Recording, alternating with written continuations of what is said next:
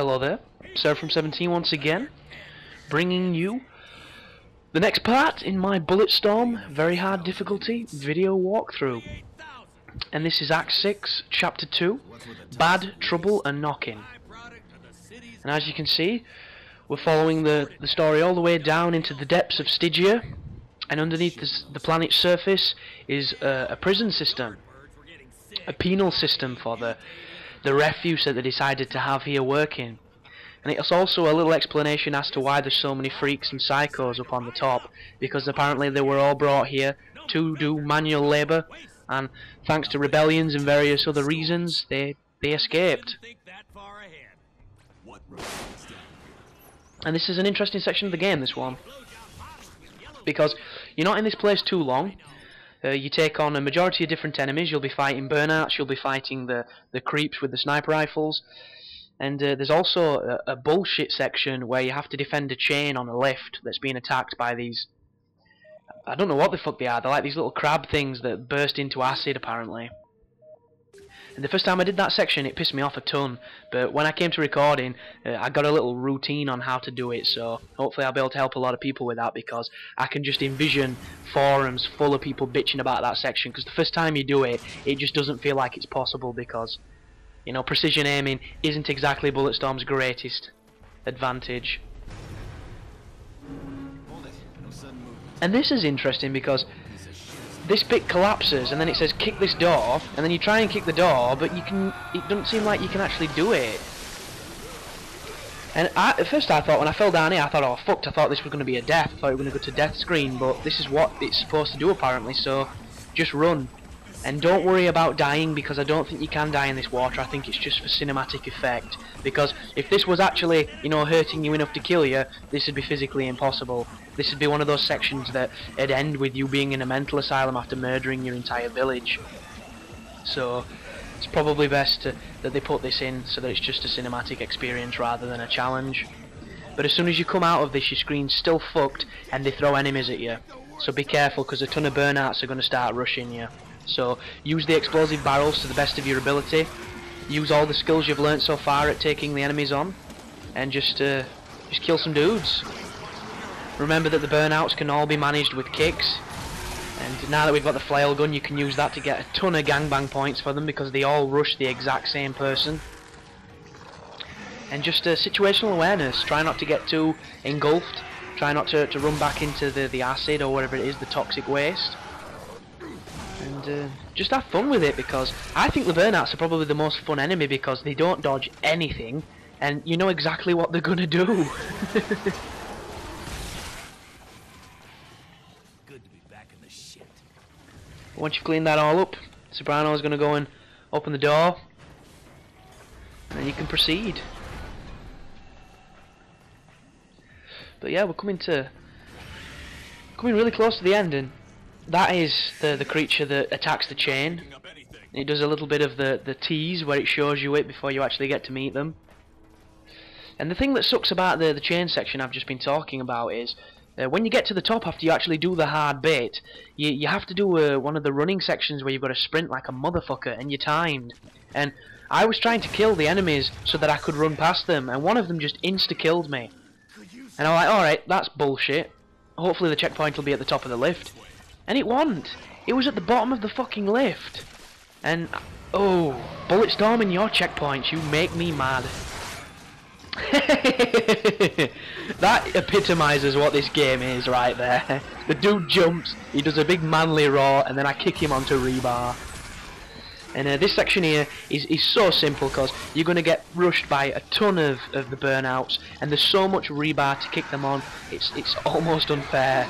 So just leash them towards you, kick them away, kick them onto rebar, use your flail if you need be, save your ammo, do whatever you like. You could literally be doing skill shots up the arse on these bits if you wanted to. It's just, it isn't really necessary. But you can get a ton of points on this next section, because as you can see they're all funneling towards that doorway, so you can use your area of effect moves. And when you've eventually pushed down here, once you've killed a few more of the burnouts, there's a ton of exploding barrels and a ton more burnouts, so make sure, pardon me, oh fuck, Make sure that you do your area of effect moves and that you get as many as you can, because you could easily get 1,000 to 2,000 points off this next section. So here I go, I charge the secondary function. And look at that! Oh, that's what I hate about this fucking gun. That should have gone through 7 dudes, that. But instead I get minefield and it blows up a bunch of the explosives, so I still get a ton of points, but it's just such a shame when there's all these skill shots and there's all these really cool ways of doing things, and then the game just fucking fails you with its detection. But there's one thing you can't deny if you've got this far, and that's this game has excellent pacing.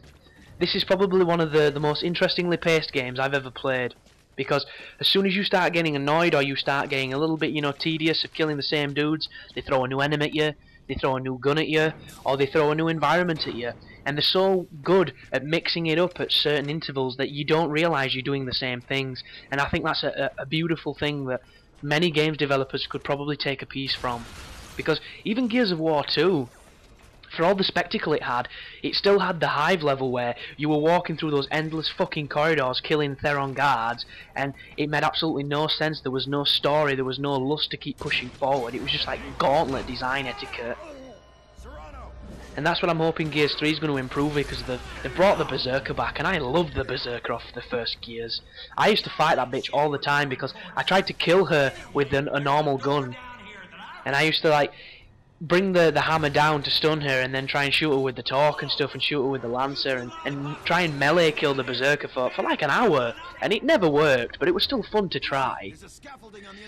And then when you got a grenade kill on Berserker, that used to feel really cool, and just interesting stuff like that. And I'm hoping that the third one has more of those moments, because I only beat the second Gears campaign mode about 3 or 4 times, and the first Gears, I must have played that 30 times. Me and a friend, we used to go co-op, we'd do split screen, and we'd play it all day on the campaign, just because it was so fresh, it was so new, and I enjoyed it so much. And I want that magic to come back. And I think the reason that the second one didn't have the same magic for me was because it was very familiar. Because I'd played the second one so much, they only introduced 3 or 4 new weapons and a handful of new enemies, and aesthetically it looked sharper, it looked a little bit more colourful, and it looked brighter, but it was still the same game, so they really need to mix it up.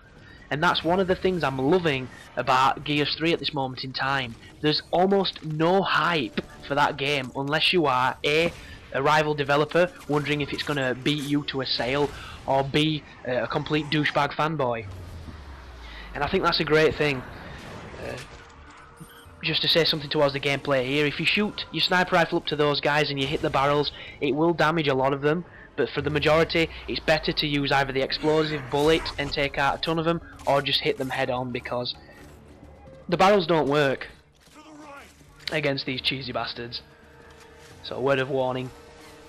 But yeah, I'm really looking forward to Gears 3, because it has no pretense on it now. It doesn't have this massive hype machine that a lot of games are getting.